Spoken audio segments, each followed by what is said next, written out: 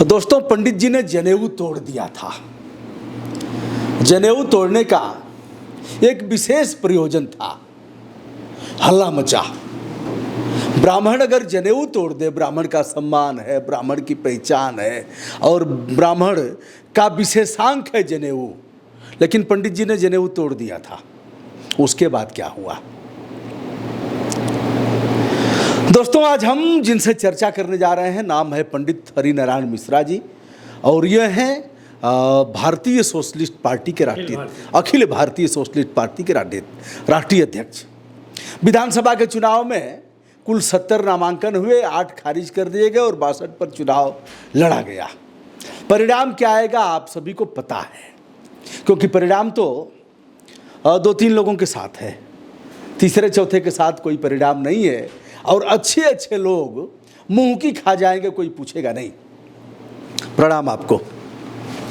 जनेऊ आपने तोड़ा था, इसकी चर्चा हम बाद में करेंगे। क्यों तोड़ा था यह हम बाद में जानेंगे।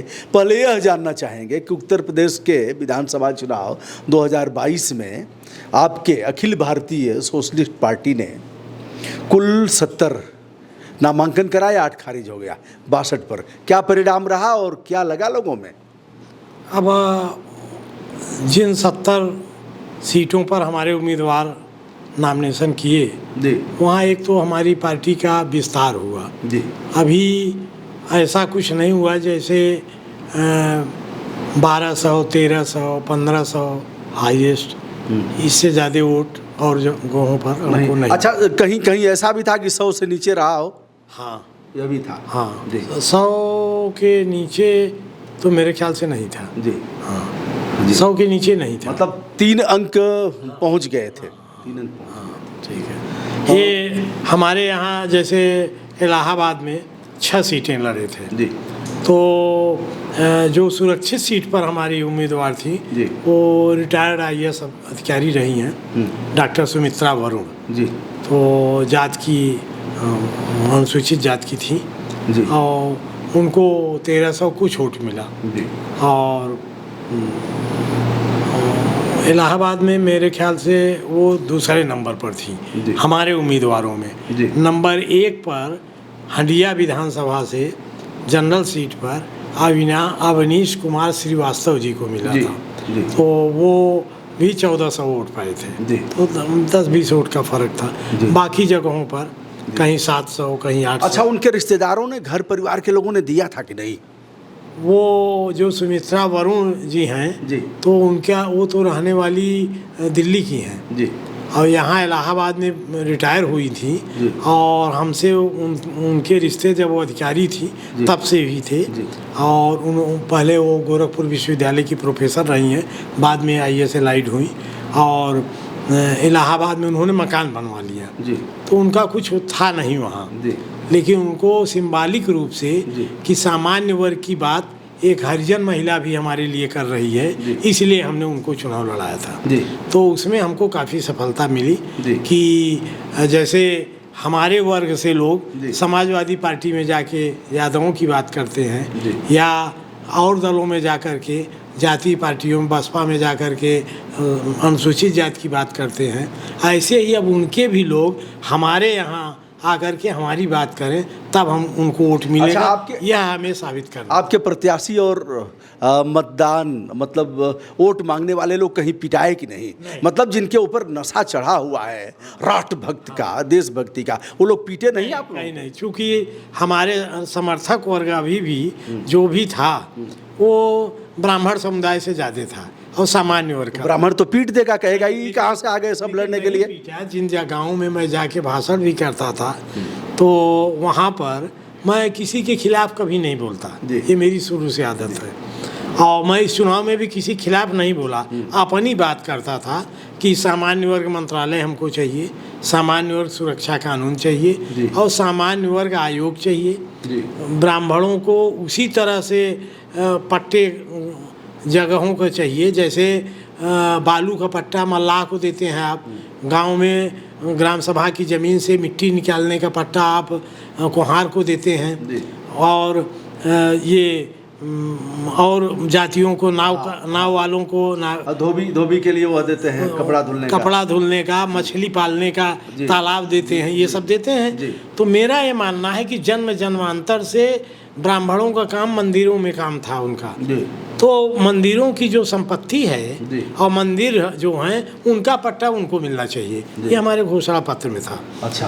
तो ब्राह्मण को ये लगता था कि हमारी बात करने वाला ये तो है लेकिन ये सफल नहीं होगा, इसलिए हमको वोट उस तादाद में नहीं मिला, लेकिन उनका प्यार मिलता रहा। अच्छा। उन्होंने तो प्यार से चुनाव में क्या होगा? प्यार का कुछ नहीं होगा, लेकिन हमको स्वीकार किया जाए। अभी मेरी पहली लड़ाई ये थी कि हम ब्राह्मणों में बैठ सकें। अच्छा, क्या तो जनेऊ तोड़ने वालों में से थे ना? हाँ, जनेऊ पर हम अभी जनेऊ पर आते हैं। तो क्या यह नहीं लगता कुजात ब्राह्मण थे क्या? अच्छा, कुजात ब्राह्मण थे। तो अब हम सजातीय ब्राह्मण हो रहे हैं, अब हमको काफी जो है स्वीकारोक्ति मिल रही है। पंडित जी लोगों को मंदिर में पूजा करने का उन्हीं का अधिकार हो और संपत्ति क्या, क्योंकि हिंदू धर्म में जितने मठ हैं वो गैर ब्राह्मणों का कब्जा है। अच्छा। करोड़ों की गाड़ियों पर चढ़ते हैं सब, वो सब गैर ब्राह्मण है। अच्छा। और ये जो वहाँ नंगी बदन सिंदूर लपेटता रहता है और लड्डू लपेटता है, वो सब ब्राह्मण मिलेगा आपको। अच्छा। और जो असली मठाधीश हैं वो दूसरी जात के हैं। अच्छा। सब जगह कहीं देश भर में मैं टहला हूँ और ये सब सर्वे करके मैंने ये सब कहा है। मैं कभी ब्राह्मण समुदाय की राजनीति पहले नहीं करता था, लेकिन वो जिन पार्टियों में था वो घनघोर जातिवादी पार्टियां थी, तो उन्होंने हमको सिखा दिया कि कैसे हम अपने जाति को समझेंगे। तो अब तो आप अपनी जात को संगठित कर रहे हैं दल के आधार पर, और उनको संगठित नहीं, उनको कुछ दिलाना चाहते हैं। हाँ, जैसे सबको मिल गया, लेकिन वह लेना नहीं चाहते। नहीं, लेंगे, सब लेंगे। हम इसमें निराश। अरे अभी 2024 में तो उन्हीं के साथ रहेंगे, भले अगले विधानसभा चाहे जहाँ रहें, लेकिन उनके लिए हम बात करते रहेंगे। अभी देखिए सामान्य वर्ग आयोग 2-3 प्रांतों में बना, आपको बहुत जल्द आप देखेंगे देश की आज़ादी के बाद सामान्य वर्ग के लिए एक भी कानून नहीं बनाया गया जी। सामान्य वर्ग जब तक सत्ता में था उसने SC/ST एक्ट दिया, उसने पिछड़ों को आरक्षण दिया, मंडल कमीशन लागू किया, सब कुछ दिया। लेकिन जैसे ही हम सत्ता से दूर हुए सामान्य वर्ग के लोग, इन लोगों ने उनको सताना शुरू किया। नहीं, आप यह कैसे कह सकते हैं? सुप्रीम कोर्ट के चीफ जस्टिस ऑफ इंडिया दीपक मिश्रा की खंडपीठ ने यह कहा कि यदि दलित के ऊपर कोई जाति सूचक शब्दों का प्रयोग करता है तो जांच करके अपराध दर्ज किया जाएगा, और अगर सांघातिक चोट पहुंचाता है, मार के सर तोड़ देता है, हाथ पैर तोड़ देता है, तुरंत अपराध दर्ज होगा। तो केंद्र सरकार ने कहा कि SLP दाखिल किया, विशेष अनुमति याचिका। सुप्रीम कोर्ट में सुनवाई चल ही रही थी कि इन्होंने अध्यादेश ले आकर के SC/ST एक्ट लागू कर दिया। तो वो लोग उनको देखेंगे कि आपको देखेंगे? आपको कौन सुनेगा? अब हमारी बात सुन लेना। जैसे मिश्रा जी के खिलाफ, दीपक मिश्रा के खिलाफ देश भर में दलितों ने सड़क पर आकर के आंदोलन किया। मैं तो चाहता हूँ कि वो जा कर के उनको जूता मारें। अच्छा। जितना ज़्यादा आप अपमानित होंगे उतना ही आप ठीक होंगे। टाइम लगेगा। जैसे अनुसूचित वर्ग जो है इकट्ठा हुआ या पिछड़ा वर्ग इकट्ठा हुआ तो उसके ऊपर यही सब तो क्या दाढ़ी वाला बाबा डर गया इसके लिए? डर गया होगा। तो आप क्या करेंगे फिर? वह तो सारे वोट इकट्ठे हो गए उनके पास, बहन जी का काम खत्म हो गया। अभी हम तो सत्ता में आने के लिए नहीं लड़ रहे हैं, हम आपको, मतलब आप माने इस वर्ग को अधिकार दिलाने के लिए लड़ रहे हैं। अच्छा, बस अधिकार दिला के रहेंगे, हमारे दिला के रहेंगे मिशन के तहत। अच्छा, क्या लगता है कि अगर एक आध जगह पिटा गए होते आपके प्रत्याशी तो कुछ ठीक रहता? कुछ और अच्छा होता। क्यों नहीं पिटवा दिए? कुछ ऐसे भी करते हैं लोग, राजनीतिक दल के लोग, लेकिन पिटवा देंगे, अपना ही बम पड़वा देंगे। यह सब कब सीखेंगे आप लोग? अभी इतनी ताकत हमारे पास नहीं है। उसमें ताकत नहीं, दिमाग की नहीं, ताकत की भी जरूरत थी कि पिटने या पिटवाने की ताकत अभी नहीं आई है। आ जाएगी, धीरे धीरे सब आ जाएगी। हमको कोई जल्दी नहीं है, हम 70 साल की उम्र के आदमी हैं। हम तो नौजवानों को लेकर के उनको चाहते हैं कि 10-15 साल में वो नेता बन जाए। आज स्थिति ये आ गई है कि पूरे उत्तर प्रदेश में अब वो चीज़ बदलने जा रही है। हम 2 साल से चिल्ला रहे हैं कि उत्तर प्रदेश में किसी भी दल का अध्यक्ष ब्राह्मण नहीं था, किसी भी दल का। उत्तर प्रदेश में किसी भी दल का से मुख्यमंत्री पद का दावेदार ब्राह्मण नहीं था। 2%, 4%, 8% आबादी वाली जातियों के सब मुख्यमंत्री और प्रदेश अध्यक्ष सब थे, लेकिन 14% आबादी ब्राह्मणों की, उनके लिए ऐसी कोई इस तरह का नेतृत्व का अभाव आप में पैदा। तो दल आपका केंद्रित है ब्राह्मण उत्थान को लेकर? बिल्कुल, ब्राह्मण उत्थान पर तो है ही। सीना ठोक के तो आपको और कौन वोट देगा? ब्राह्मण आपको कुजात समझेगा, ब्राह्मण देगा ही नहीं। सर पटक देंगे तब भी ब्राह्मण नहीं देगा। ब्राह्मण तो इस बाबा के साथ है और उस बाबा के साथ। जैसे पेरियार वगैरह के साथ शेड्यूल कास्ट नहीं आया था। अच्छा। लेकिन उनके मरने के बाद आया ना। अच्छा। तो हम जब मर जाएंगे तो आप लोगों के साथ आएगा। अच्छा, चिंता न करिए, ये मेरा सोचना है। हाँ, ब्राह्मण खून दे देगा, वोट नहीं देगा आपको? देगा, ठीक है, मत खून दे देगा, वोट हाँ, तो नहीं खून लीजिए, कुछ तो देगा। अच्छा। हम कह रहे हैं खून ही देगा, देगा ना, तो ठीक है।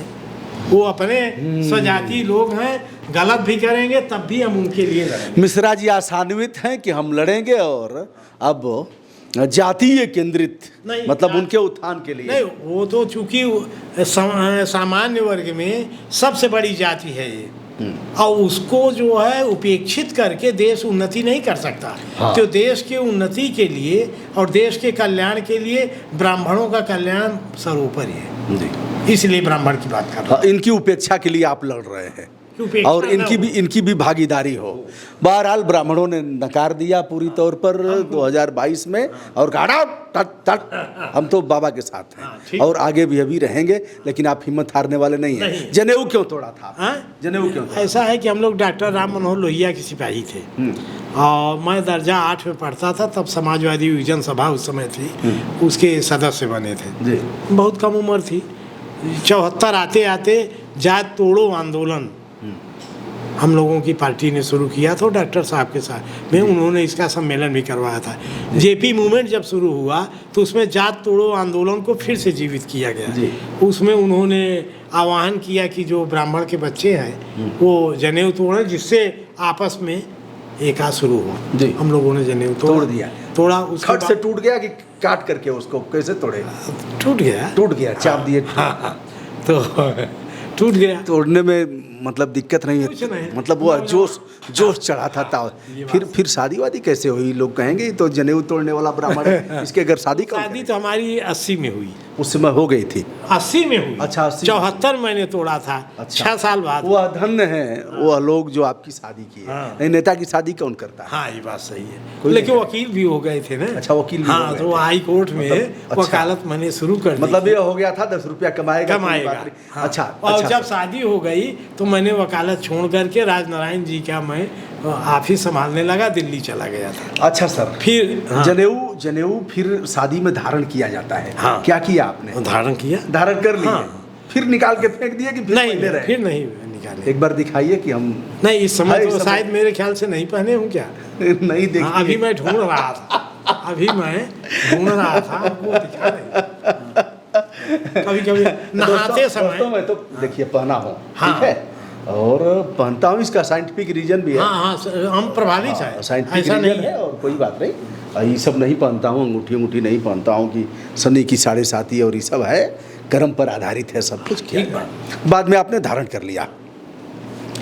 तो अखिल भारतीय सोशलिस्ट पार्टी के राष्ट्रीय अध्यक्ष श्री हरिनारायण मिश्रा जी के साथ मैं बैठा हूँ। कुछ हंसी मजाक में भी बात। हाँ जी, हाँ। 2 लाइन एक बात और जोड़ना चाहता हूँ। यह डॉक्टर राम मनोहर लोहिया की सोशलिस्ट पार्टी जो नाम आप देख रहे हैं, ये बदली हुई सोशलिस्ट पार्टी है। पहले हम लड़ते थे कि सोशलिस्टों ने बांधी गांठ, पिछड़े पाँव 100 में 60। अब हमारा नारा इस सोशलिस्ट पार्टी का नारा है कि बंद करो ये 100 में 60। बंद करो ये 100 में 60। तो इसलिए फिर क्या करो?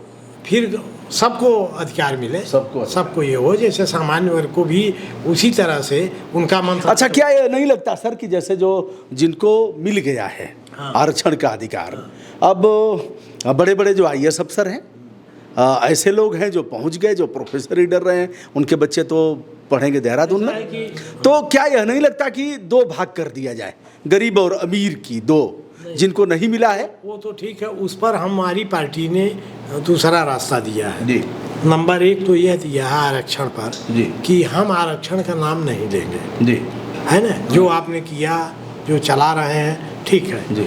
लेकिन हम यह चाहते हैं कि जितनी भी सरकारी योजनाएं हैं उनका आवंटन जी। आर्थिक आधार पर हो। आर्थिक आधार पर बस, ठीक बात है। फिर एक पॉइंट हमारा ये है जी। कि जैसे SC/ST एक्ट से समाज काफ़ी प्रताड़ित है जी और सब लोग प्रताड़ित हैं, जी। कोई हम ही भर नहीं जी। है या ब्राह्मण ही अकेले नहीं है, उसमें यादव भी प्रताड़ित है, गड़रिया भी है, सब लोग हैं, सब लोग मुसलमान भी हैं, सब लोग हैं। जी तो उसमें हमारा ये मानना है कि किसी भी जाति सूचक गाली को जी संज्ञेय अपराध और 10 साल की सजा का प्रावधान दिया जाए। किसी भी जाति सूचक, किसी भी जाति सूचक गाली को, किसी भी जाति सूचक गाली को। हम ये नहीं कहते कि केवल पंडित जी को गाली दे दिया गया, गड़रिया को ही क्यों गाली देंगे आप? मतलब सही न जाए जाति अपमाना, जाति का अपमान कोई सह नहीं पाता है, इसलिए किसी को भी जाति सूचक शब्द गाली दिया जाए तो ये दोनों चीज़ों पर या तो आप अकेले, आपकी पार्टी ऐसा कर रही है? हाँ, मेरी पार्टी किसी ने नहीं ऐसा किया है। तो और मतलब अगर पंडित को पंडितवा कह दिया जाए हाँ, तो संज्ञेय अपराध हो, ठाकुर को अगर ठकुरा कह दिया जाए, भूमियार को भूमियारवा कह दिया जाए, गडेर को गडेरिया कह दिया जाए, और यादव को हीरा कह दिया जाए, और भर राजभर को भरवा कह दिया जाए, तो संज्ञेय अपराध हो। जिस तरह से चमार को चमारिया कहा जा रहा है। चलिए, बहुत बढ़िया दोस्तों, आप अपना बताइएगा, क्योंकि अखिल भारतीय सोशलिस्ट पार्टी का यह नारा है कि जाति सूचक शब्दों का प्रयोग किसी भी जाति के साथ अगर किया जाता है तो उसे संज्ञेय अपराध घोषित करके, त्वरित अपराध दर्ज करके और कम से कम 10 साल की सजा दिया जाए। बेलेबल नहीं रहेगा वो। हाँ। नहीं तो बेल हो जाएगी। बेल हो जाएगी, 7 साल से ऊपर का होगा तो हो जाएगा। तो सब लोग जो फर्जी SC/ST एक्ट कायम होता है वो बंद हो जाएगा अपने आप। चलिए, गुरुजी बड़े क्रांतिकारी हैं और बड़ा आनंद आया। टेलीफोन से वार्ता कई बार हुई थी, आज साक्षात मुलाकात हो रही है। जनेऊ तोड़ने वाले पंडित जी, और फिर धारण किया, तोड़ा क्यों, धारण क्यों किया, और आज क्या चाहते हैं और क्या चाहती है इनकी पार्टी। बहुत बहुत धन्यवाद, सादर प्रणाम।